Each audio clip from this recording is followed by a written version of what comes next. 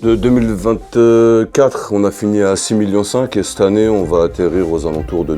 C'est ça, moi, que je veux montrer là dans ce podcast, c'est que voilà, on peut venir d'Algérie ou de travailler chez des indépendants. Ou du 78. Du 78 à Coignard et monter des très très belles boîtes. C'est qu'aujourd'hui, tu peux faire 10 millions et l'année prochaine, tu fais 1. On n'a jamais rien d'acquis. Chaque fois qu'on nous demandait est-ce que vous savez faire quelque chose, on disait qu'on savait faire et on se débrouillait. Petit à petit, franchement, sans le faire exprès, on a basculé complètement dans le froid. Et à savoir, dans un supermarché, un hypermarché, l'installation frigorifique, c'est celle qui représente 60% de la consommation électrique du supermarché. Cette installation-là, aujourd'hui, elle monte en gamme techniquement, elle est beaucoup moins énergivore qu'avant. Comment est-ce qu'on attire en fait des talents? Comment est-ce que vous vous y prenez pour recruter des personnes dans l'entreprise? Comment vous les sélectionnez? C'est la partie la plus difficile. Des sous-traitants capables de sortir des chantiers en temps et en heure, avec des plannings serrés, etc., il n'avait pas, ça courait pas les rues. Ils se comptent sur les doigts d'une main. Pour ma part, c'est surtout la proximité avec le dirigeant, par exemple. Merci de m'avoir fait l'honneur de participer à ce podcast, Bâti Légende. Donc, je pars à la rencontre d'entrepreneurs au parcours inspirant. Est-ce que vous pouvez vous présenter rapidement, dire quel âge vous avez, le nom de votre boîte et ce que vous faites un petit peu? Bonjour, écoute, nous sommes ravis de t'accueillir. Idir, Sikri, dirigeant au sein de la société IK Réfrigération. J'ai 45 ans. Je fais ce métier-là depuis plus de 20 ans maintenant. Voilà. Ok. C'est quoi le métier? Le frigoriste. Parce qu'il ne faut pas oublier que ceux qui nous regardent, ils ne savent pas de quoi on parle. Hein. D'accord. Donc Mustapha Mokhtari, dirigeant au sein de la société IK Réfrigération. J'ai 45 ans. Vous avez le même âge. Voilà. Ça marche. Et du coup, vous faites du froid commercial? On est ici, on est dans vos bureaux à Saint-Maur-des-Fossés, dans le 94. Cette boîte, elle a été créée quand? Elle a été créée en 2012. Ça fait 12 ans? 12 ans. Ouais, 12, 13 ans. 13 ans à peu 13 ans. près. Ça a été créé avec moi et mon frère, qui n'est pas là. Kelaf, qui est l'autre dirigeant qui est aussi de la boîte. dirigeant. Le IK, Idir et Kelaf. Voilà, c'est exactement ça. On a commencé par faire du chauffage, du froid et ainsi de suite. Et puis le métier nous a dirigés comme il a voulu.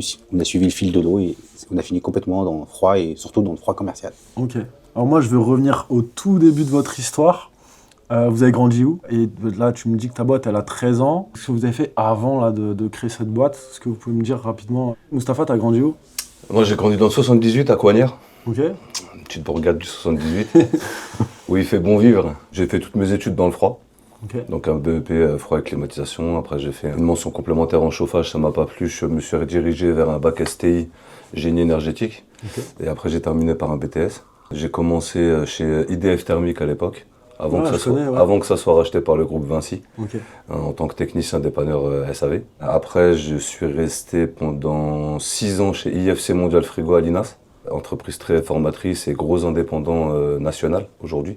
À l'époque, ils étaient beaucoup sur Lyon. Maintenant, ils ont racheté des boîtes un petit peu partout et ils ont grossi. Maintenant, c'est juste Mondial Frigo, ça s'appelle? Ouais, c'est Mondial Frigo, c'est le groupe, mais IFC fait toujours partie du groupe Mondial Frigo. Après Mondial Frigo, je suis allé chez Johnson Control quand c'était encore Johnson Control. Maintenant, ça appartient à Carrier, je crois, non? Non, Johnson Control, ça s'est transformé en MCI. Ah oui, MCI. Qui appartenait à un fonds d'investissement et qui est indépendant depuis maintenant quelques années. J'étais commercial chez MCI. Après, je suis parti chez AM Froid en tant que chargé d'affaires. Avant que ça soit repris par... Avant que ça soit repris par Exima. Moi, c'est toujours pris avant, de toute façon. J'ai toujours senti le truc venir. T'as un besoin d'indépendance? J'ai l'impression, ouais, surtout d'appartenir à des indépendants. Okay. Travailler avec des indépendants, j'aime beaucoup. Ça n'empêche pas que les grands groupes ont aussi leur qualité, tu vois, mais en tout cas, ça s'est fait comme ça tout au long de ma carrière. Donc après, de chez AM Froid, je suis reparti chez MCI quand c'est devenu MCI, en tant que chef de groupe installation. Après cette expérience-là, c'est là que j'ai rejoint l'équipe IK. Donc à l'époque, il n'y avait que Idir et Kelaf et des techniciens d'intervention en sous-traitance beaucoup. Et depuis maintenant 2019, 2018, tu vois, c'est mieux que moi. Depuis 2018, on développe ce qui est devenu IK aujourd'hui et on continue à mettre notre pierre à l'édifice. On va en parler, c'est une belle boîte aujourd'hui, je crois. Il y a combien? Plus de 30 personnes, non? À peu près, ouais. Ouais. On est une trentaine, ça dépend, ça fluctue. Hein. Après, c'est une boîte où il y a à peu près 30 personnes au sein de l'entreprise, mais qui fait quand même vivre beaucoup plus que ça. Parce que tu as des sous-traitants aussi. On a énormément de sous-traitants qui sont là pratiquement toute l'année avec nous et qui travaillent pour nous. Donc, et c'est souvent des anciens de chez nous. C'est un classique, ça. Voilà. Ça, c'est une particularité du métier. Ouais, ouais c'est souvent des anciens de chez nous. Donc ça fait vivre énormément de personnes. Donc toi, Mustapha, tu as un parcours assez classique, j'ai envie de dire. Tu as travaillé, tu as fait tes classes dans des très belles boîtes du secteur que je pense qu'on connaît tous. Toi, Edir, tu as grandi où? Alors moi, j'ai grandi en Algérie, ça dépend jusqu'à quel âge. Hein. J'ai grandi, je suis né en Algérie, jusqu'à l'âge de 11 ans. Okay. Donc je suis arrivé en France à l'âge de 11 ans. Donc j'étais à l'école normalement. Moi, je suis plutôt issu du monde du chauffage. Donc j'ai fait pareil, j'ai fait CAP, BEP, mention complémentaire en équipement technique et énergie. Après, j'ai fait une formation plutôt spécialiste en dépannage de chaudières. Okay. À gaz. À 21 ans, j'ai fait à peu près un an dans une boîte qui s'appelait Courteil à l'époque, dans le 11e, en dépannage de chaudière. Au bout d'un moment, ça n'a pas fait. Et d'emblée, j'ai créé une boîte en fait à l'âge de 21 ans, qui s'appelait à l'époque Gaz Evolution. Gaz Evolution? Ouais. Et Gaz Evolution, c'était une boîte qui était plutôt axée plomberie, chauffage, ramonage à l'époque. C'est un peu votre expertise aujourd'hui en chauffage, elle vient de toi là. Ouais, exactement. C'est ça? Ouais. Donc j'ai créé cette boîte-là, tout seul. Au bout d'un moment, mon frère aussi, il était... il a travaillé chez EDF Thermique, autant de dépanneur comme Mustapha. Okay. Lui, pareil, il a un parcours plus frigoriste, hein, du coup. Hein, il a eu son bac pro, il a fait toutes les études classiques. Dans le froid. Dans le froid. Au bout d'un moment, pareil, on a fait du chauffage et un jour, on a décidé de créer notre boîte tous les deux. En 2012? Non, pas tout de suite. 2012, c'est la naissance de ICA. Ah, ok. Donc on a travaillé quand même, il m'a rejoint au sein de Gaz Evolution. Ok. On a continué à faire notre parcours, on a fait du chauffage, pas mal d'installations de chauffage, on a fait des pompes à essence, on a commencé à faire du froid. Chaque fois qu'on nous demandait « est-ce que vous savez faire quelque chose ?», on disait qu'on savait faire et on se débrouillait. Un jour, on m'a donné un chantier de froid, on m'a dit « est-ce que tu sais faire ?» Je sais faire. Et on l'a fait. Non sans mal, hein, parce que un boulot qu'aujourd'hui, quelques années après, on aurait fait en une semaine où on mettait plus de temps.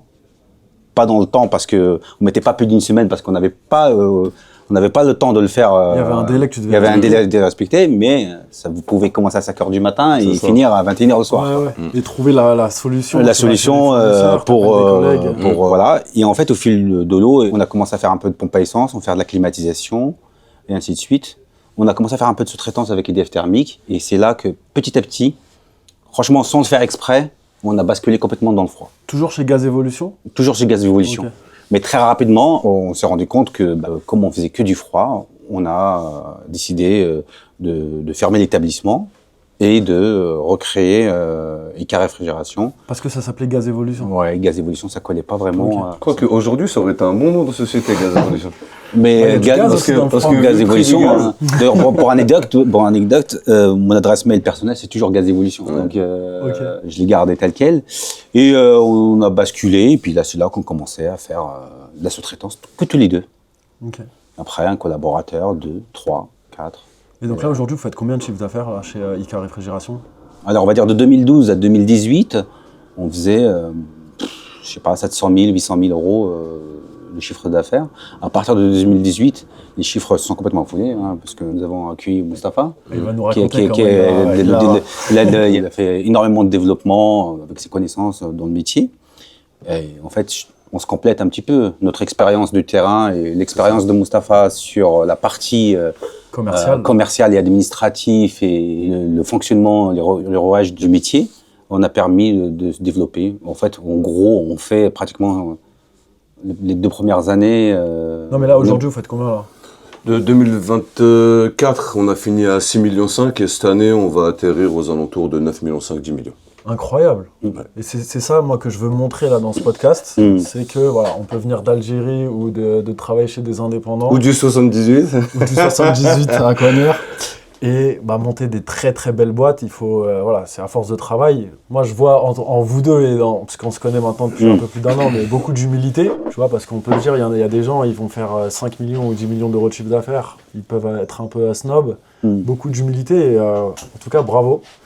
Incroyable le en fait, la particularité de notre métier et aujourd'hui, et surtout une particularité française, c'est qu'aujourd'hui, tu peux faire 10 millions et l'année prochaine, tu fais 1. Donc l'humilité, elle est obligatoire. Déjà, elle est dans notre ADN. C'est nos parents qui nous ont élevés comme ça. On n'a jamais rien d'acquis. Mais c'est aujourd'hui la particularité de travailler en France et dans les métiers de la réfrigération où tu as beaucoup de concurrence. Et que nous, aujourd'hui, nos concurrents, c'est que des très grosses boîtes. On parle de Bouygues Construction, on parle de Engie, on parle de Dalkea. Donc c'est des boîtes nationales à plusieurs centaines de millions d'euros. Donc oui, on est humble parce qu'on sait d'où on vient et on ne sait pas de quoi sera fait demain. Nous, tout ce qu'on sait faire, c'est bosser et se donner les moyens d'atteindre les objectifs qu'on se fixe. Donc 2012, on passe de gaz évolution à IK Réfrigération. Exactement. Et donc là, vous commenciez à travailler en sous-traitance avec IDF Thermique, là, c'est ça? On a commencé avec EDF Thermique très rapidement. Il y avait une boîte qui s'appelait Cébron à l'époque. Cébron, qui est devenu Dalkea. On a travaillé avec MCI, on a travaillé avec AM Froid. D'ailleurs, c'est comme ça que j'ai connu Hakim, qui est en bas. J'ai connu Mustapha. On a énormément travaillé avec AM Froid. Après, la particularité des années 2012-2013, c'est que des sous-traitants capables de sortir des chantiers en temps et en heure, avec des plannings serrés, etc., ça courait pas les rues. Et si tu veux, la renommée d'IEK quand c'était Idir et Kelaf, parce que c'est vraiment eux qui ont le savoir-faire technique sur le terrain. On n'a rien à leur apprendre sur l'organisation d'un chantier, sortir un chantier, gérer des gars, gérer les équipes sur le terrain, gérer la relation client sur le terrain. Ils l'avaient déjà. Et en fait, c'était un sous-traitant, mais plus. Ça veut dire que tu lui donnais les yeux fermés, les clés de ton chantier et tu revenais réceptionner. Ouais. Tu vois, si j'ai un conseil à donner à la nouvelle génération, c'est de se responsabiliser. Parce qu'aujourd'hui, des sous-traitants à qui on donne des chantiers clés en main, ils se comptent sur les doigts d'une main. Tu vois, les sous-traitants, c'est devenu des salariés plus. Et c'est une des particularités de notre métier aujourd'hui, c'est qu'avec le manque de formation qu'il y a eu, tout le monde veut l'Eldorado, parce que comme tu l'as dit tout à l'heure, effectivement, on a eu un parcours depuis mon arrivée chez IEK où le chiffre d'affaires a augmenté, mais il faut bien souligner que c'est à force de travail et que c'est pas donné à tout le monde. Aujourd'hui, Idir Kelaf, quand ils ont accepté que je rejoigne la société, ils ont fait des sacrifices. Parce que moi, je suis arrivé, même si je suis associé, minoritaire mais associé, et je suis arrivé en tant que salarié. Donc direct, un salaire à sortir, un véhicule à sortir, etc. C'est pour ça que je leur tire mon chapeau, c'est que eux, ils ont pris leurs responsabilités pour atteindre leurs objectifs. Ils ne se sont pas dit, je vais faire le minimum, parce que quand tu fais le minimum, tu restes à ta place. Et comment est-ce qu'on passe du coup, là, quand tu es arrivé, il y avait peut-être, je sais pas, entre 400 et 800 000 euros de chiffre d'affaires? Ouais, quand je suis arrivé, il faisait 800. L'année où je suis arrivé, on a fait 1,5 million. En fait, on est dans des métiers d'hommes. Non, mais on est dans des métiers d'hommes, c'est pas juste pour le côté mal, mais on est dans des métiers d'hommes dans le sens où la première année, on a développé que dans la sous-traitance. Parce qu'il y a des clients avec qui ils ne travaillaient pas, que moi je connaissais, qui nous ont fait confiance parce qu'ils me connaissaient. Pareil pour quand on a commencé à faire du direct. Idir, demain, il va connaître personnellement un client qui travaille chez Tartampion, il va faire confiance à Idir plus en premier lieu à Idir qu'à IEK. Et au début, ça s'est construit comme ça. Alors qu'aujourd'hui, 7 ans après, il travaille avec IEK, il ne travaille pas qu'avec Mustapha Mokhtari. Tu comprends? Et vous avez créé de la confiance dans la boîte. On a créé de la confiance, on a structuré la boîte à coup d'investissement. Parce qu'encore une fois, on reste la petite PME du coin. IEK n'a pas de concurrent, on est là, on fait notre trou, on travaille avec les gens qui veulent travailler avec nous. On n'est pas en train de regarder dans le rétroviseur ce que nos confrères font. Il y a du travail pour tout le monde. Nous, on essaie de donner un travail de qualité et de payer les salaires des salariés. Enfin, il y en a qui nous regardent, ils ne savent pas du tout ce que vous faites. C'est quoi la réfrigération et le chauffage là? Vous travaillez pour des particuliers, c'est qui vos clients? Quand on dit réfrigération, la climatisation, c'est vaste. Mais on ne peut pas tout faire. C'est-à-dire que quand tu structures une entreprise, aujourd'hui, si on doit faire du particulier, on doit créer pratiquement un service à part qui va faire que du particulier. Parce que tu n'as pas les mêmes attentes, tu n'as pas les mêmes compétences, les mêmes délais. Même le technicien qui travaille. C'est qui le genre de client que c'est du tertiaire? Aujourd'hui, c'est de la grande distribution. Nos clients, c'est la grande distribution. On peut donner les marques. Ouais, tu peux en donner quelques-unes. Ça peut être Carrefour, Aldi, Lidl, Monoprix. C'est des supermarchés, des hypermarchés. Les supermarchés et les hypermarchés, c'est le plus gros de nos clients.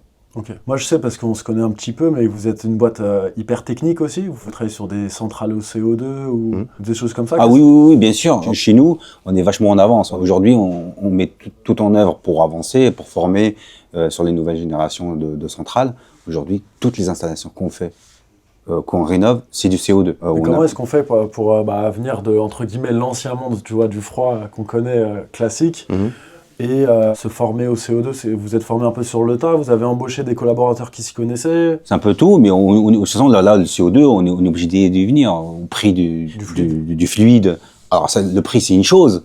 Le coût pour la planète également, c'est-à-dire que c'est polluant, c'est des tonnes de CO2 qui peuvent éventuellement, avec une fuite, être rejetées dans la nature. Tout ça, donc on est obligé de faire quand même la transition écologique. Donc aujourd'hui, tous nos concurrents, enfin même pas nos concurrents, mais les confrères et également la grande distribution, tout le monde tire du même sens en fait.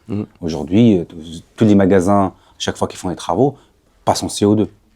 On est pratiquement, le CO2, Est-ce qu'il n'y a qu'une économie au niveau du fluide, où il y a pas, c'est un fluide qui est nul en potentiel de réchauffement climatique? C'est ça. Exactement. Est-ce qu'en termes d'énergie aussi consommée, ça consomme? Il a un coût moins élevé, les compresseurs sont plus petits, donc la consommation électrique des installations est moindre. Et à savoir, dans un supermarché, un hypermarché, l'installation frigorifique, c'est celle qui représente 60% de la consommation électrique du supermarché. Donc ils essaient toujours de faire en sorte que cette installation-là, aujourd'hui, elle monte en gamme techniquement et elle est beaucoup moins énergivore qu'avant. C'est un investissement où ils savent que, bah ouais, il y a le coût de l'installation, mais derrière, ils vont consommer moins. Et surtout qu'au fur et à mesure que les années passent et que les concurrents se créent, les prix malheureusement sont tirés vers le bas, alors que c'est une vraie expertise technique et qu'aujourd'hui même nos concurrents l'ont, hein, parce que tu disais comment on a fait pour y aller, bah déjà Idir Khelaf était dedans avant qu'on développe la partie business en direct. Donc il faisait des installations CO2 pour tous les confrères qu'on a aujourd'hui. Et après, au fur et à mesure du développement d'IECA, il y a Hakim Ziouch qui nous a rejoint, qui est responsable du bureau d'études et de l'exécution. On n'a rien à lui apprendre au niveau du froid, il est connu comme le loup blanc dans toute la profession. Et au fur et à mesure, on a staffé nos équipes et on a Pierre Xinou qui nous a rejoint, qui gère le SAV aujourd'hui d'IECA, qui est aussi une pointure technique dans le milieu, qui a plus de 40 ans d'expérience. Donc voilà, d'un côté, nous, on a évolué parce qu'on est obligé de s'y faire, et de l'autre côté, on est parti chercher des collaborateurs qui maîtrisaient le sujet aussi. Je pense qu'il faut faire les deux, parce que si ton collaborateur maîtrise le sujet, mais que toi, tu es à la ramasse, ça peut pas le faire, et vice-versa. Tu vois, moi, avant, j'avais ma boîte de froid, donc j'ai tenu 7 ans, j'avais 7 collaborateurs. Donc tu vois, ça reste une petite boîte, et tu sais, c'est la taille un petit peu bâtarde. Exactement. C'est dur, parce que tu fais tout, et tu peux pas du mal à sortir du terrain. Tu peux pas avoir de l'administratif, il faut que tu fasses l'administratif, il faut que tu fasses le terrain, il faut que tu fasses un peu tout, quoi. Ouais, il faut le commercial, tout. On est passé par là, ouais, exactement. Et tu vois, là, aujourd'hui, vous avez des experts techniques, des pointures du milieu, vous avez un bureau d'études, c'est incroyable d'avoir un bureau d'études en interne. Ouais. Comment est-ce qu'on arrive à recruter des super collaborateurs? Je demande peut-être à Idir déjà, parce que vous avez ramené Mustapha, qui a été presque le premier AI player que vous avez ramené. Après, comment est-ce qu'on attire en fait des talents? Et aujourd'hui, et je vais même plus largement, comment est-ce que vous y prenez pour recruter des personnes dans l'entreprise? Comment vous les sélectionnez? Je te cache pas que c'est la partie la plus difficile en fait, au final de notre métier. Est-ce que c'est facile de recruter ou de les attirer? Bien sûr, il y a des moyens, hein. Ça peut être le salaire, ça peut être les avantages. Pour ma part, c'est surtout la proximité avec le dirigeant, par exemple, déjà. Je veux dire, aujourd'hui, si quelqu'un qui a un problème, il n'a pas besoin de faire un mail ou d'aller à la défense pour pouvoir régler son problème. Il a juste à monter les escaliers et il sait... Il peut venir te voir. Voilà. Ou des fois, carrément, il me trouve sur les chantiers, parce que je vais toujours sur les chantiers. C'est un peu ça, la proximité, viennent chercher les gens, et les gens, ils adorent s'identifier à une boîte, à l'endroit où ils sont pas des numéros. Ça veut dire qu'ils sont à leur place, ils font leur travail. Hein. Je dis pas qu'on travaille autant que dans des grandes boîtes, mais en même temps, il y a de la reconnaissance. Bien sûr, il y a le salaire, hein, mais ça également. Mais je ne cache pas que c'est très très très compliqué de recruter. Hein. Ça, je pense qu'on te l'a dit un peu partout où tu es passé. Surtout dans le froid. Dans le froid, c'est notre plus grand défi au quotidien, de trouver des collaborateurs qui veulent s'investir et qui veulent adhérer au projet et développer la société. Après, on passe par des biais de la formation, on prend des alternants. Voilà, vous prenez des alternants, peut-être sur 3 alternants, peut-être qu'il y en aura peut-être 1 ou 2 qui vont être autonomes. Et après, on va chercher de l'expérience, comme Hakim. Hakim, comment vous l'avez recruté, par exemple? Hakim au forceps, pour prendre le relais d'Idir sur cette partie-là. Aujourd'hui, moi, ma venue, elle s'est fait naturellement parce que Idir Khelaf et moi, on se connaissait déjà, on s'appréciait et on avait la même vision du business. Donc toi, tu as vu le potentiel et tu t'es Ouais. dit... À cette époque-là, c'était un moment où le timing, il est aussi important. Moi, ça s'est fait plutôt naturellement. Ils m'ont fait confiance et je leur ai fait confiance. Faut que ça aille dans les deux sens, en fait. Avec Hakim, ça a été un peu long, mais encore une fois, c'est le relationnel. Tout ce qui est chiffres, tout ce qui est avantage aujourd'hui, on fait pareil que nos confrères. On essaie de donner tous les avantages, les plans d'investissement, les trucs, les abondements, les congés payés, les CP. Pour moi, on est tous sur la même longueur d'onde. Mais le truc, c'est, comme dit dire, la proximité. Qu'ils ont pas... Ça veut dire, nous aujourd'hui, nos collaborateurs, ils sont importants. On leur donne cette importance-là. La seule chose qu'on attend en retour, c'est que chacun fasse son taf. Parce que nous, on a la tête dans le guidon, on a plein de responsabilités. C'est que chacun fasse son taf, ni plus ni moins. Okay. On est relativement flexible parce qu'on est une petite boîte. Et après, pour aller chercher, on va dire, les profils un petit peu particuliers, comme Hakim, comme le responsable SAV, comme un metteur au point, etc., ça se joue au feeling. Le feeling a une très très grande importance. Parce que sur ces postes-là, on ne prend pas quelqu'un qui sort de l'école. Mais comment tu les repères, ces gens-là? On les connaît, le froid, c'est un petit milieu. Moi, aujourd'hui, il me manque juste quelques boîtes en Ile-de-France, je les ai tous faites. Donc, si tu veux, on se connaît, on se croise chez nos clients. Surtout qu'IDF Thermique, c'était un peu presque, j'ai envie de dire, la boîte où tous les mecs ont créé leur boîte. Après. C'est ça. Parce que, en fait, à l'époque, IDF Thermique, AM Froid, MacLeod, les plus vieux vont s'en rappeler, c'était des boîtes super formatrices. Parce que déjà, c'était des vrais patrons à leur tête. Des mecs qui ont créé des boîtes, qui ont été vendus des dizaines de millions d'euros. Et ils avaient un vrai sens du business. Après, humainement, c'était peut-être pas super, tu vois, mais c'était des mecs, ils payaient bien leurs salariés, ils les respectaient, c'était super formateur. Et comme tu as dit, ça a engendré plusieurs PME qui aujourd'hui font partie du paysage, tu vois. Ouais. Après, le froid, c'est un petit métier, donc comment on fait? Sur les postes, on va dire vraiment ciblés. C'est du bouche à oreille, c'est de la connaissance, c'est un travail des fois de 1 an, 2 ans, c'est un travail de longue haleine pour les faire venir. Tu vas pas les rencontrer et dire tu commences dans 2 mois, ça marche pas. Il va falloir un premier rendez-vous, après attends, ce que tu m'as dit la dernière fois, faut qu'on en reparle parce que voilà, faut vraiment leur donner une vision claire, parce que nous si on n'a pas une vision claire, eux ils vont se sentir perdus. Faut leur donner une vision claire. On sait les aléas de la vie d'une entreprise, on sait les aléas de notre métier aujourd'hui. Aujourd'hui, il y a un petit peu de travail. Demain, ça se trouve, ça peut se calmer. Élection présidentielle, tout ça, ça a des impacts sur tous les investissements aujourd'hui. Donc, c'est pour ça qu'on est en train de développer notre partie SAV pour avoir des partenariats avec plusieurs clients diversifiés et au cas où pouvoir rebondir sur d'autres activités. Aujourd'hui, on n'est fermé à aucune activité. Si un client qui veut nous faire confiance, on l'accueille les bras ouverts. Donc voilà, après, aller recruter les métiers vraiment ciblés. C'est du bouche à oreille. Après, on a tout essayé pour les techniciens. Des cabinets de recrutement, des intérims, du bouche à oreille, voilà. Après, il y a des techniciens qui sont restés, il y a beaucoup de turnover, il y a beaucoup de demandes dans le métier.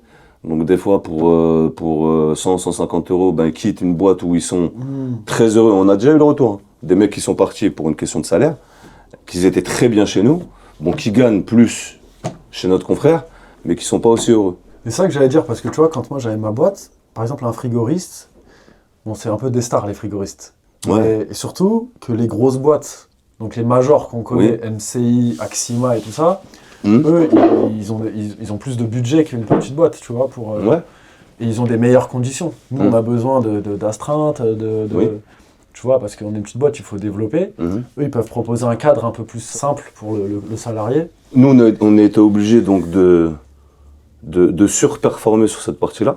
Donc ça veut dire qu'on a essayé de donner les mêmes garanties, les mêmes avantages que dans des grosses boîtes, mais en mettant en avant le bien vivre. Okay. C'est limite, on leur dit venez faire partir de l'aventure avec nous. Donc là, on parle de la culture d'entreprise en fait. C'est ça. D'ailleurs, ce qui se perd chez la nouvelle génération. C'est-à-dire que les nouveaux... Ils sont moins attachés à l'entreprise. Je sais pas si on a remarqué le vrai déclic, c'était après le Covid. Après le Covid, c'est le fait qu'on soit resté chez nous, enfermés, etc. Peut-être que ça a fait un déclic. Mais en tout cas, la nouvelle génération, ils sont là pour prendre un salaire. Ouais. Très rares sont ceux qui veulent s'intégrer, faire partie et construire. Ouais. Tu sais, nous, à l'époque, quand on a commencé à travailler, et dire encore plus que moi, je pense, c'est que on faisait nos preuves d'abord, après on allait demander. Maintenant, ils demandent avant que... Déjà maintenant, on leur a mis dans la tête que le minimum salarial, c'était tant. Tu vois, alors si je le dis, ce minimum-là, nos parents ils vont faire une crise cardiaque. Et si tu veux, à peine il a commencé à bosser, il dit moi j'aimerais bien qu'on me rajoute un peu. Il y a plus, je fais mes preuves et je sais ce que je vaux. Et en plus, moi, j'ai l'impression aussi, alors je parle avec beaucoup de dirigeants, mais que le niveau technique, il est beaucoup plus faible qu'avant. Ben, on a un problème, regarde là, par exemple, le CFI, il va fermer malheureusement. Ah ouais, je savais pas. 2026. On a un problème de formation. Les formations, elles sont plus courtes aussi. Là. Les formations elles sont plus courtes. Il y a aussi également le facteur qui rentre en ligne de compte, c'est que quand tu es un missionnaire, c'est-à-dire que tu vas d'une boîte à une autre et tu vas d'une boîte à une autre, tu n'as pas le temps vraiment de te former. Nous, on a besoin d'avoir des collaborateurs qui sont là pour qu'on puisse les faire évoluer. Nous, il n'y a pas de problème. Hein. On investit. Mais tu peux pas investir sur quelqu'un. Tu vois que tu sens que d'ici moins d'1 an, il va plus être là. Si tu vois que le mec, il est engagé, nous, on est prêts, on paye des formations. On a des gens ici qui sont capables de donner des cours. Hein. Hakim, au bureau d'études, il peut t'apprendre tout le froid, et ainsi de suite. Puis Eric, tout ce qui est régulation, mais tout ce qui est automatisme, tout ça, on est capable. Nous, ça ne nous dérange pas d'envoyer des gens en formation. Limite, ça donne envie. Si tu vois que la personne, elle a investi, tu as envie de exactement. La faire monter en Mais il faut de la stabilité. On n'arrive plus à trouver de la stabilité. Comme tu dis, c'est-à-dire que le gars, aujourd'hui, parce que malheureusement, c'est le métier qui veut ça. Hein. Aujourd'hui, il quitte là, lundi, il commence ailleurs. Hein. Ouais. Ah oui, c'est sûr. Donc en fait, c'est très compliqué de former des gens. Il faut une stabilité. Il faut du temps et pour faire un frigoriste, si c'est un gars, il commence, même s'il est à l'école, s'il commence de zéro, pour moi, il commence à être frigoriste au bout de 4-5 ans. Ouais, c'est ce que j'allais dire, le métier, il est encore plus technique qu'avant, non?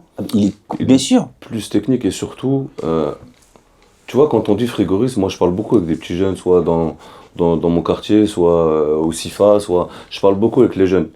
Et le truc, c'est que la première chose qu'ils mettent en avant, c'est le salaire. Ouais. Donc je leur ai dit, n'oubliez pas que frigoriste, effectivement, tu vas très bien gagner ta vie. Aujourd'hui, on a des techniciens qui gagnent plus que nous. Mais c'est un métier complet, c'est un métier physique, et c'est un métier avec des amplitudes horaires qui sont, pendant la période essentielle, en été. Bah oui, en été, ils sont au charbon. Bah oui. Donc oui, tu vas avoir un bon salaire, mais tu vas le mériter. Ouais, parce que moi, c'est un métier de pompier, frigoriste, de toute façon, c'est... Ouais, et encore de moins en moins. Maintenant, on a des visus à distance, on peut faire plein de choses à distance. Nous, on met des connexions à distance sur tous nos magasins. On peut faire plein de choses à distance. On essaie de faire du préventif de qualité pour que justement, pendant les périodes estivales, tu fasses que du curatif. Pas parce que tu as un condenseur qui est bouché, tu vas aller le nettoyer en plein été. Ouais. On essaie de faire du préventif de qualité. On essaie de prévenir un certain nombre de pannes. On essaie de conseiller nos clients pour qu'il y ait des investissements pendant la période creuse qui vont faire que pendant la période estivale, et ben justement, ils vont pas avoir de problème. Donc tout ça, on le fait. Donc si tu veux, on était même choqués cet été avec Idir, c'est que au mois de juillet-août, il n'y avait pas trop de pannes. On n'a pas fait beaucoup de détails. Parce que vous avez bien fait votre travail. Mais tu sais, limite, on a dit, attends, ce chantier-là, on va pas le prendre parce que on sait que ça va courir pendant l'été. C'est plus le cas. Maintenant, il y a plus une continuité, ça veut dire, tu as pratiquement le même nombre d'épannages à partir de mars, tu vois. Alors qu'avant, c'était juin, septembre, où tu charbonnais, mais avant, ça allait. Donc là, on va dire... la semaine où il va faire plus de 35 degrés, là, tu sais que bon... Là, il faut sortir comme les pompiers. Voilà. Faut arroser les condenseurs. Non, parce que d'où l'avantage d'avoir, par exemple, un bon bureau d'études qui travaille bien. Si les installations sont bien dimensionnées et qui sont bien faites, et Est-ce que ça change la vie d'avoir un bureau d'études? Oui. Comment on faisait avant d'avoir un bureau d'études? Comment on faisait un appel bureau d'études externe. Fournisseur aussi peut-être. Mais nous, dès le départ, on a eu un bureau d'études ici. Vous étiez capable de dimensionner, vous Oui. Ok. Oui. Nous, à notre simple échelle, on sait le faire, tu vois. Ouais. C'est juste de pas tout faire en même temps. Mais nous, quand on a commencé, effectivement, on faisait les dimensionnements. Après, il faut pas se voiler la face aussi, c'est que nous, quand on faisait de la sous-traitance, on faisait que exécuter ce que nos clients avaient vendu. Mais à partir du moment où on a commencé à travailler en direct, déjà, aujourd'hui, on répond à des cahiers des charges qui sont stricts. On va en parler, ça m'intéresse. Voilà. Donc on répond à des cahiers des charges qui sont stricts, on ne les sort pas de notre tête aujourd'hui, l'installation. Par contre, le bureau d'études, ce qu'il est capable de faire, c'est de vérifier ça et d'optimiser. C'est-à-dire, on ne va pas faire quelque chose, il n'y a pas besoin de le faire juste pour faire parachute, parapluie et tout ce qui va avec. C'est de vérifier, d'optimiser, de faire en sorte qu'on fasse une installation qui soit fonctionnelle et sûre. Ok. Une bonne installation, c'est une installation pendant 2 ans, on n'y va pas. Ok. On finit l'install, on met en service, on réceptionne avec le client. Quand on y va, c'est pour faire le préventif. Ouais, petite maintenance et ça tourne tout seul. Et sans être trop arrogant, ça nous arrive souvent de ne pas y Ok. aller. pendant Et 2 après, ans. 2 ans, c'est des petites pièces classiques, des ventilos. Après, c'est du tout venant. C'est Ouais. du tout venant, oui. C'est du tout venant. Les ventilateurs. Les portes, ça, on compte pas. Ça, c'est ça au bout de. Ça, c'est vrai qu'au bout de. Ça dépend du magasin, c'est bien tenu ou pas. Il y a des magasins, ils ne sont même pas sortis de garantie, qu'il y a des portes de cassées. Hein. Ça dépend des Il y a des clients. clients qui ouvrent les portes un peu. Voilà, ça, malheureusement, quand il y a de la casse. Après, généralement, les magasins où ils cassent beaucoup les portes, c'est les magasins qui marchent très très bien. Tu vois, dès que tu as un clampin qui est dans le magasin, c'est sûr que la porte, elle risque pas de se casser, tu vois. Ouais, Donc, non. ouais quand il y a beaucoup de Il y a passages. des magasins Voilà. où il y a beaucoup de passages, où il y a beaucoup de salariés. Après, la grande distribution, c'est pas le monde des bisounours. Hein. Les mecs sont là à 4h du matin, il faut qu'ils chargent les rayons rapidement, ils manipulent des chariots, etc. Donc, ouais, la casse, ça arrive. Mais la casse, après, on va dire, c'est du ponctuel et c'est du non maîtrisable. Ok. Après, nous, où on met un point d'honneur, c'est à faire des installations fonctionnelles et où le client l'exploite. Qu'on n'est pas là tous les 4 matins en train de venir dépanner un truc qui est tout neuf, tu vois. Des Donc, installations qui durent. des installations qui durent et qui fonctionnent comme elles devraient fonctionner. Oui, également. Et puis, chez nous, on va pas. Peu importe, tu as des entreprises peut-être qui vont fonctionner, vont dire j'ai vendu tel truc, tel machin, je vais lui faire. Il mérite cette installation-là. Donc, peu importe le prix qu'on vend, on fera toujours la même qualité de travail. Ok. Moi, j'ai une question. C'est-à-dire qu'on on va pas dégrader Ouais. notre qualité de travail, c'est toujours la même ligne. De toute façon, ça, je ne doute pas, et après je vous connais un petit peu, et on voit toutes les installations que vous mettez sur Internet aussi, Mustapha, que les installations, elles sont quali, et ça, j'ai aucun doute dessus. Comment est-ce qu'on fait pour, quand on passe, on fait, là, vous faites en 3-4 ans x10 presque sur le chiffre d'affaires, Ouais. de 400 000 à 4 millions ou 800 000 à 10 millions, pour pas prendre la grosse tête. Dans le sens, je sais, on reste humble, mais voilà, il y a des possibilités. On pourrait imaginer des plans d'investissement qui sont costauds, vouloir ouvrir des nouvelles activités. C'est quoi vos objectifs là et comment est-ce que vous arrivez à rester concentré sur ce que vous faites déjà très bien, juste le froid et le chauffage? Ben, en fait, la différence entre l'exécutant et le chef d'entreprise, c'est que nous, on a la visu de l'entreprise d'un point de vue financier. Même si on fait 10 millions aujourd'hui, on sait que l'année prochaine, on veut soit réitérer, soit améliorer ce chiffre-là et s'étaler sur la durée pour devenir un acteur majeur d'Île-de-France, parce que nous, on ne veut pas devenir national aujourd'hui. Ouvrir des agences, ouvrir des trucs, on a déjà beaucoup à faire avec une entité. Vous avez des ambitions régionales, ok? On a des ambitions régionales. En fait, on s'adapte en fonction du mouvement de notre métier et de notre typologie de clients. Comment ne pas prendre la grossette? En fait, je pense qu'on n'a pas le temps. Ok. Je vais répondre exactement la même chose. Tout simplement. Parce qu'on Il va dire demain matin, il va aller lancer des équipes pour faire un grutage. Ok. Moi, je vais aller livrer une pièce parce qu'elle la manque, ou je vais aller éteindre un incendie parce qu'un client est insatisfait. Parce que même si on évolue, même ce truc, on rencontre les mêmes problèmes que tout le monde. Les clients sont exigeants aujourd'hui dans la GMS parce qu'il ne faut pas oublier qu'on est dans la chaîne du froid. Donc on a des comptes à rendre.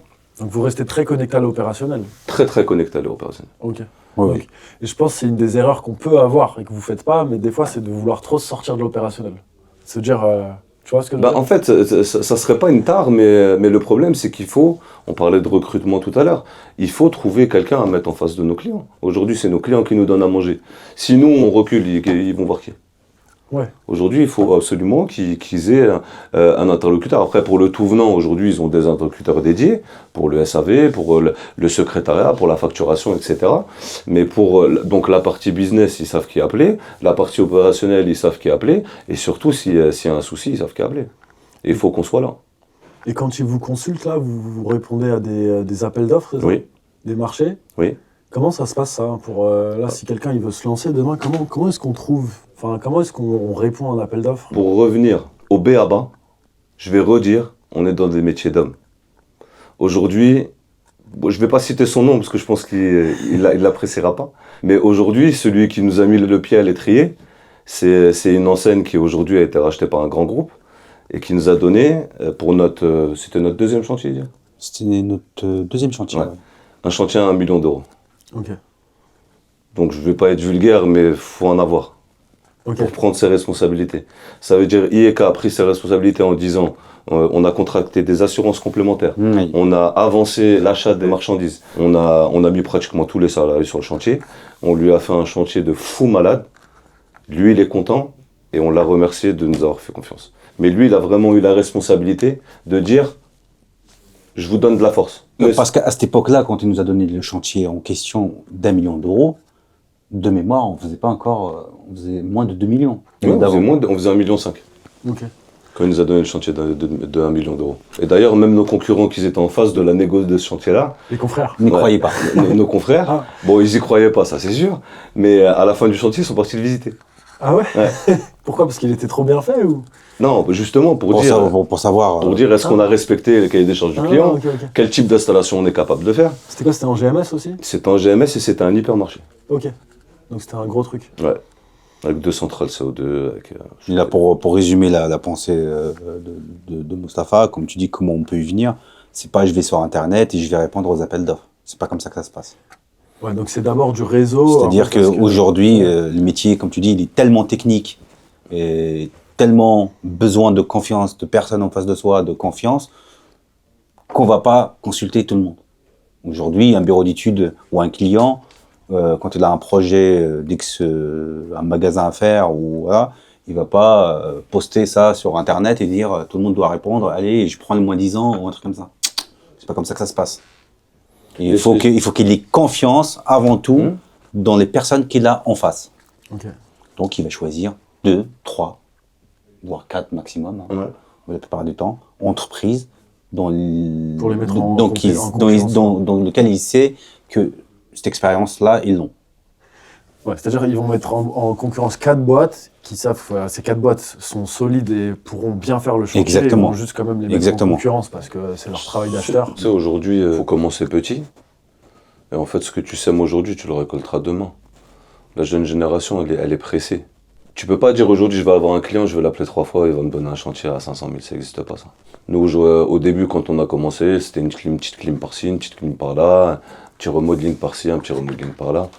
Et après, chemin faisant, tu vois, les mecs que tu allais voir. Après, c'est de l'investissement en fait. Ça veut dire les 3 premières années de vie de ta société, ce que tu vas engranger, tu vas le réinvestir.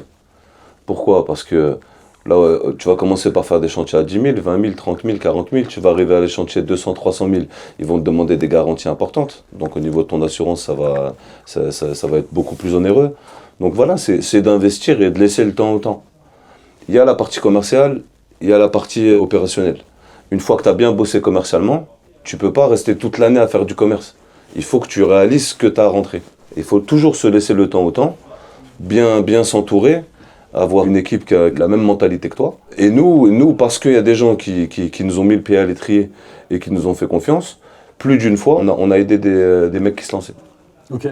Comme le disait Idir tout à l'heure, aujourd'hui, la moitié de nos sous-traitants, c'est des mecs qui travaillent chez IEK. Okay. Dont certains ont été formés chez IEK. Tu vois, donc on essaie de mettre notre pierre nous aussi à l'édifice, d'aider ce qu'on peut. Ouais, donc il y a une grosse histoire de confiance. Et moi, je pense aussi que, tu vois, la nouvelle génération, comme tu dis, ils sont trop picousés aux réseaux sociaux et ils pensent que, tu sais, genre du jour au lendemain, on peut... Non, mais après, celui qui maîtrise les locaux sociaux, pas les locaux sociaux, les réseaux... J'étais en train de chiffrer un magasin tout à l'heure.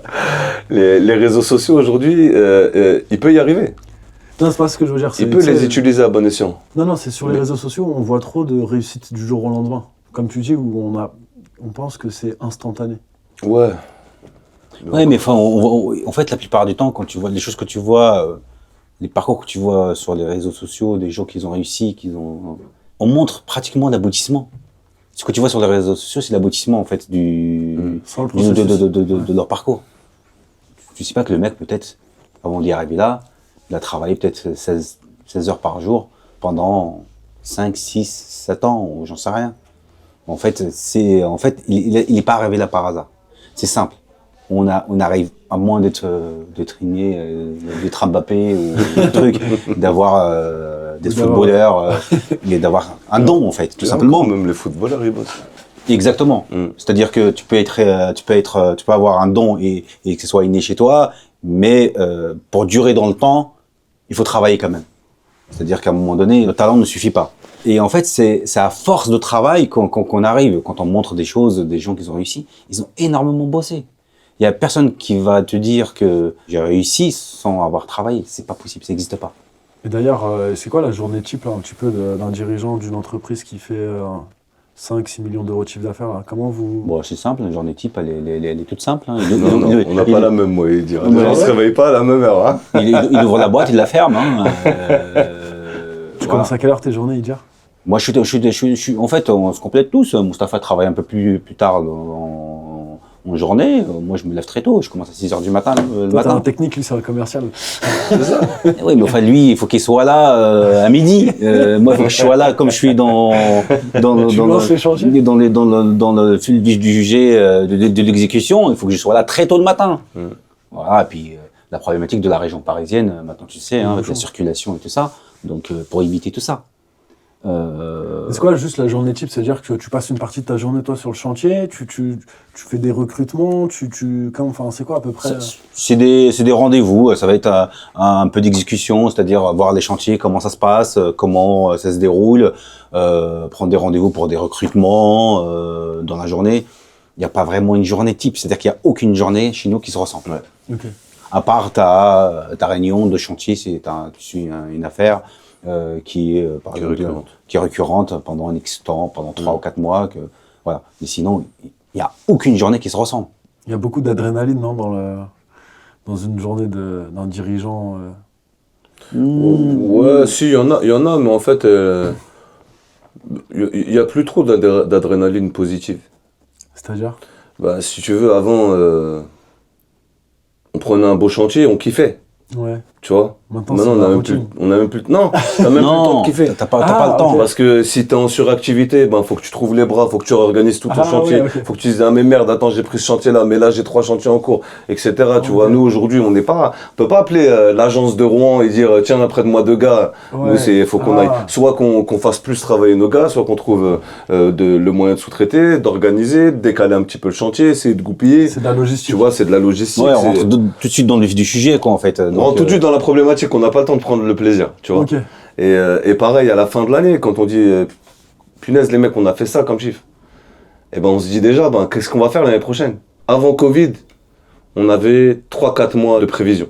Donc ça veut dire on avait le temps d'organiser, de souffler, de truquer. Maintenant, c'est 1 mois, 1 mois et demi. Enfin, bon, 1 mois et demi, mais chez nous, je pense que Moustapha, il parle en généralité. Chez nous, avec tout le travail que fait Moustapha, on est bien outils par rapport à la concurrence. Nous, on a quand même des prévisions au début d'année, et ainsi de suite. On ne travaille pas à l'aveugle. C'est-à-dire que les commandes, elles arrivent, mais il y a vraiment de valider 1 ou 2 mois d'avance, quoi. Alors qu'avant, c'était un peu plus... Les boîtes, non, en fait avant, c'était simple. Dans le milieu du froid, tu travaillais énormément l'été, parce que tous les magasins voulaient faire leur chantier en même temps. Ah, mais les chantiers en été? Les chantiers, oui. Oui, parce que c'est pas un lieu de vacances, la capitale. Ah oui, oui. Tu vois, l'Île-de-France, les gens ils se barrent, ils vont dans le sud. Dans le sud, par exemple, tu fais pas un chantier l'été. Ouais. Mais sur l'Île-de-France, on travaille énormément pendant le mois de juillet-août. Depuis quelques années, ça s'est totalement inversé. Maintenant, on va dire les travaux sont plus linéaires. Il y a plus de budgétisation de travaux, parce que, à mon avis, même pour la grande distribution, c'est un peu plus dur. Donc voilà, ils se disent, voilà, moi j'ai cette enveloppe pour cette année, et je ferai pas plus. En plus, ils travaillent en conditions ouvertes, non? Ça dépend. Ça dépend. Quand on fait des créations, le magasin il est fermé parce qu'il est en création. Il y a des rénovations lourdes où ils ferment le magasin et on refait toute l'installation. Et après, il y a juste des remodelings partiels où on fait par exemple nous l'installation froid. Ils font un petit bout de placo à gauche, un petit coup de carrelage à droite et rouler jeunesse. Si je suis jeune frigoriste là et que je cherche du travail, comment est-ce que je fais pour vous contacter? Alors, on est en train de créer le site internet de la société. Okay. Parce que, comme tu dis, journée type, il n'y en a pas, parce qu'on a toujours des nouveaux challenges. Quand c'est pas une réunion interface, c'est une réunion. Donc, on est en train de créer le site. Normalement, il devrait être opérationnel pour le début d'année. Okay. Et sinon, il tape IEK Réfrigération sur internet et ça lui sort notre numéro. Il vous appelle? Ouais, voilà. Il nous appelle. Et puis, je pense qu'aujourd'hui, il y a un bon réseau social qui est. Il y a LinkedIn? Il y a LinkedIn pour un entretien. Vous recrutez là aujourd'hui? Oui. Vous recrutez quoi là?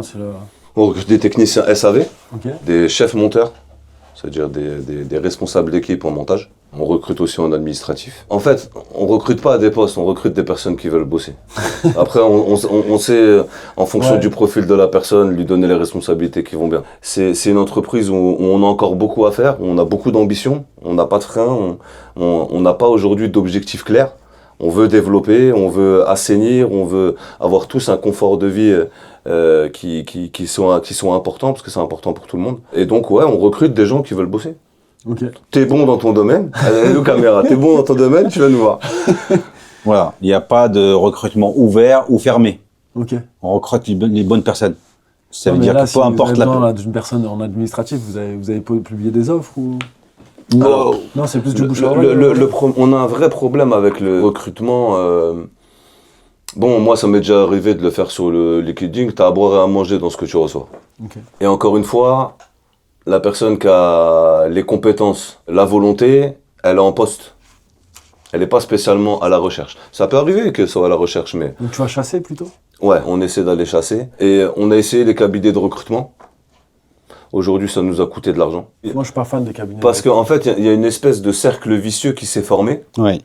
C'est qu'on a remarqué qu'ils plaçaient des mecs chez nous, ou des filles, parce qu'on a déjà même recruté des filles frigoristes? Non, des assistantes ok. administratives via des cabinets de recrutement. Ok. Parce que même ça, c'est devenu particulier à recruter. Parce qu'il faut qu'il y ait une vision du bâtiment, il faut qu'il y ait une relation client, il faut qu'il y ait une relation fournisseur. Donc, c'est des profils très complets qu'on recherche. C'est pas juste tu remplis ce tableau sur Excel et c'est fini. Il faut une vision globale du service et de la tâche que tu as à faire. Donc, si tu veux, on a essayé les cabinets de recrutement et on s'est rendu compte que les mecs qui plaçaient chez nous, donc on payait la redevance parce que c'est des contrats qu'on signait avec eux. On peut pas faire ce qu'on veut. C'est une partie du brut annuel. C'est une partie du brut annuel. Normalement, tu payes la moitié quand elle intègre la société et la moitié quand son préavis est passé. Et ben on s'est rendu compte que plusieurs fois, qu'ils rappelaient après les mecs qui nous avaient placés. Ah, pour comme ça, tu reprends quelqu'un d'autre et... Ben non, mais lui... Il les remplace, il les propose à quelqu'un d'autre. C'est surtout lui qui faisait la triple culbute, c'est pas nous. Le cabinet? Ouais. Ouais. Parce que eux, ils vous rechargent des frais pour vous remettre quelqu'un d'autre. Ben lui surtout, il recrutait pour son autre client qui le payait aussi. Ah oui. Donc, cabinet de recrutement, on a arrêté. On a des techniciens qui sont passés chez nous et qui sont passés pratiquement chez tous les frigoristes de la région parisienne via un cabinet de recrutement. Ouais, c'était de l'intérim, quoi, le truc. Et surtout, après, il y a une volonté Sauf aujourd'hui. que c'est un coût pour la boîte. Ouais, bien sûr. Il y a une volonté aujourd'hui de la jeune et moins jeune génération de pas s'attacher, on l'a dit tout à l'heure. Aujourd'hui, le sentiment d'appartenance, il n'existe plus trop. Mais c'est un choix. Mais si c'est un choix, il faut faire de l'intérim. Il faut dire, voilà, nous, on a des mecs, ils étaient clairs dès le début. Ils disaient, moi, je veux pas de CDI. Et c'était des mecs super compétents. Je veux pas de CDI. Je veux faire que de l'intérim. On sait qu'ils sont là 2, 3, 4 mois et qu'après ils vont partir 3, 4 mois. Parce que eux, leur rythme de vie, c'est ça. Ils vont à l'étranger pendant 3 mois et trucs. Ouais. Moi, j'ai pas de débat par rapport à ça. Chacun est libre de faire ce qu'il veut.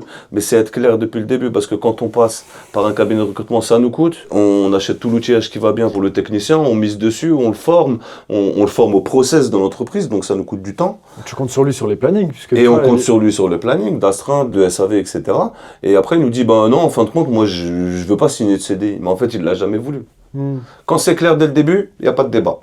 Quand c'est un petit peu dissimulé, c'est dommage parce que nous, ça nous coûte. Ok. C'est quoi vos objectifs là sur l'année prochaine? Objectif de quoi? Financier, recrutement. Financier, c'est de faire une année équivalente à celle de cette année, Ok. de l'année 2025. Donc là, aux alentours de 10 millions d'euros. Voilà, de chiffre d'affaires. on va essayer de maintenir le cap. Ça va être compliqué, mais je pense qu'on va y arriver. On va se donner les moyens d'y arriver encore une fois. Après, pour les recrutements, je vais laisser dire... Bon, pour le recrutement, comme je disais, hein, ça revient toujours à la même chose. Le but, c'est d'étoffer le service SAV en technicien. Parce qu'aujourd'hui, on a des demandes pour prendre plus de contrats de maintenance, mais on répond pas toujours, on ne dit pas toujours oui, parce que nous n'avons pas assez de techniciens. Ouais. Voilà. Mais il faut vraiment créer une stabilité au niveau du service pour pouvoir l'étoffer et l'enrichir avec un contrat supplémentaire. Voilà. Et toujours travailler en bonne humeur et en harmonie en entreprise. Ce qu'on veut, hein. Mais après, ouais, effectivement, s'il y a plus de travail que ce qu'on peut fournir, parce qu'on n'a pas la main-d'œuvre, c'est toujours chiant. Ben, en fait, nous, on essaie de le maîtriser, ça. Nous, aujourd'hui, il y a des clients qui veulent nous donner plus de magasins, qui veulent nous donner plus de chantiers. Après, aujourd'hui, on peut pas être monoclient. Donc on essaie de développer les clients avec qui on travaille peu, développer un petit peu plus avec eux. Prendre des magasins en SAV. Nous aujourd'hui, avec le nombre de techniciens qu'on a aujourd'hui, on sait combien on peut prendre de magasins en SAV. On ne dépassera pas cette limite-là. Parce qu'après, tu vas tirer sur les gars au bureau, et à la fin, le bénéfice, tu ne l'auras pas. Même si tu gagnes plus d'argent, les mecs vont partir, et donc à la fin, tu vas en perdre, quoi qu'il arrive. Okay. Donc ouais, le nerf de la guerre, c'est les techniciens SAV.